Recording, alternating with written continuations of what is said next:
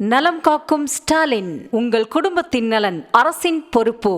ராமநாதபுரம் மாவட்டம் சதுர்வேதமங்கலம் கிராமத்தில் சவடு மணல் எடுப்பதில் முறைகேடு நடப்பதாக எழுந்த புகாரின் பேரில் ஆய்வுக்கு வந்திருந்த கோட்டாட்சியருக்கு பொதுப்பணித்துறை ஊழியர் வணக்கம் சொல்லாததால் ஆத்திரமடைந்த அவர் ஊழியரை திட்டி அவரது செல்போன் மற்றும் பெர்மிட் புத்தகங்களை பறித்துச் சென்றார். இதுகுறித்த கூடுதல் விவரங்களோடு செய்தியாளர் பூபேஷ் சந்திரன் இணைப்பில் இருக்கிறார். பூபேஷ் சந்திரன், வணக்கம். என்ன நடந்தது? முழு விவரங்களை பதிவு செய்யலாம்.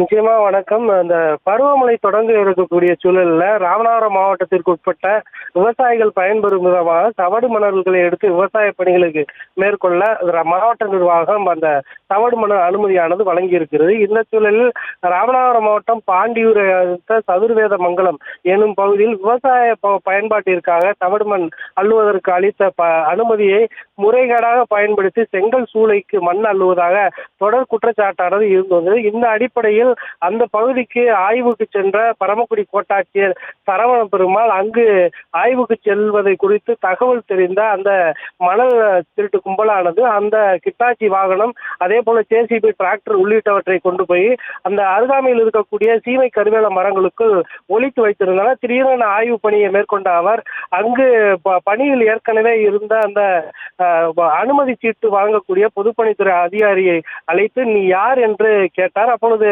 நான் அனுமதி சீட்டு வழங்குவதற்காக பொதுப்பணித்துறையாக வந்திருக்கிற ஊழியர் என்று சொன்னவுடன் உனக்கு அறிவு இருக்கிறதா இல்லையா?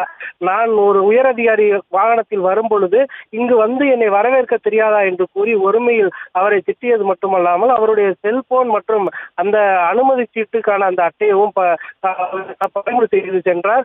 ராமநாதபுரத்தில் மாவட்டத்தின் பல்வேறு பகுதிகளில் அந்த சவடு மண் அள்ளுவதில் பல்வேறு முறைகேடுகள் நடத்த தொடர்ச்சியாக குற்றச்சாட்டு இருந்து வரக்கூடிய சூழலில் பரமக்குடி கோட்டாட்சி ஆய்வுக்கு சென்ற போது சக ஊழியரை திட்டி அவருடைய செல் மற்றும் அந்த ஒப்புகை சீட்டை பறித்து சென்றதும், அதே போல மற்ற அதிகாரிகளையும் கடுமையாக திட்டியது தொடர்பான காட்சிகள் வெளியாக இருக்கக்கூடிய சூழலில் இந்த சம்பவமானது பெரும் பரபரப்பை ஏற்படுத்தியது.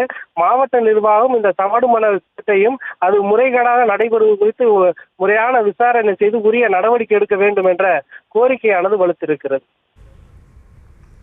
விவரங்களுக்கு நன்றி பூபேஷ். நலம் காக்கும் ஸ்டாலின், உங்கள் குடும்பத்தின் நலன் அரசின் பொறுப்பு.